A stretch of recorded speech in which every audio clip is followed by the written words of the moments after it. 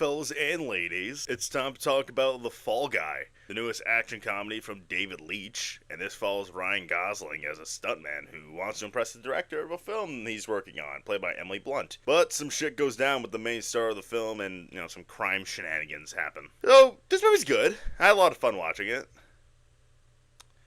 Okay, but first and foremost, this movie is like a love letter to cinema. Like, truly. More so than movies like Babylon or Mank, this movie has deep admiration for the crew on a film set. Well, yes, the main attention is on the stunt crew, and the movie pays loving homage to the unsung hero of the sets, which would be the stunt people. The movie's behind-the-scene approach to filmmaking gives love to everyone, from the PAs to the visual effects supervisors, the camera operators, Dan. I thought it gave the film a nice little heart attached to it. Now, I'm aware this movie isn't trying to be the deepest thing in the world, and it's trying to be silly fun. Anything deep it tries goes into how much Leitch loves his film crew, and he succeeds in that department. And believe it or not, it is possible for me to have fun watching a movie. I don't have to take everything too seriously, no matter what my friends and family may think. So I'm willing to judge this movie based on that metric, on how fun I had, and the answer is, I had a lot of fun, for the most part. The movie does some eye-roll inducing things, mainly this strange meta wink and nod thing they like to do. They'll say shit like, hey, director, what do you think about the line where we mention how messy the third act is so we can get away with it? Or shit like commenting on how difficult one takes are to pull off during a one take. Probably the most egregious example of this is something involving a split screen. The moment in particular takes way too long. It is a momentum killer. These little tongue-in-cheek nods don't really land and are just more annoying than funny. There are moments early on when the movie just can't really find its footing yet.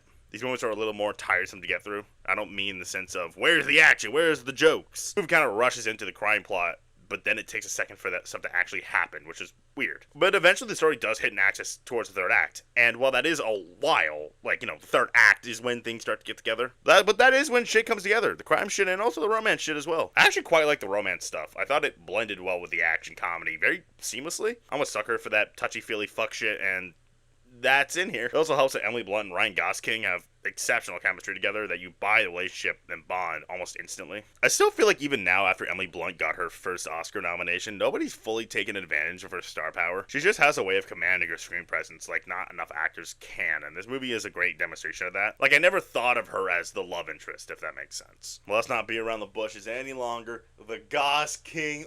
I'm a real fan. I've known forever that Ryan Gosling is a movie star. I knew how versatile he was, how funny he can be on top of being a fucking stud. And Barbie made people realize that, but I'm the real genius here. And The Fall Guy is just assurance to most audiences that Barbie was not a fluke. His comedic timing in this movie is great. He can be a doof and a cool guy in one scene even. Dude just has movie star charisma that's hard to come across, and I hope this leads to even more leading man roles for the Gos King. And I suppose I should talk about the action and the stunts. They're great. I love the way David Leitch directs action between Deadpool 2, Atomic Blonde, and even Bullet Train to a certain extent. He has a way of doing hand-to-hand action, and it's not really as present in this movie.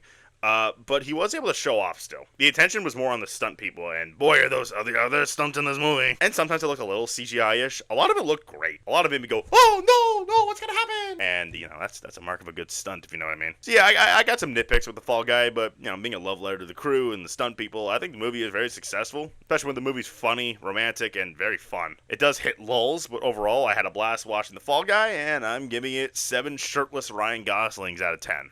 Alright, that's fucking it. Like, subscribe, and share. Why does Hollywood insist on hiring, notably handsome, obvious movie stars as stunt people? Between Gosling here and Brad Pitt and Once Upon a Time in Hollywood. What's going on there?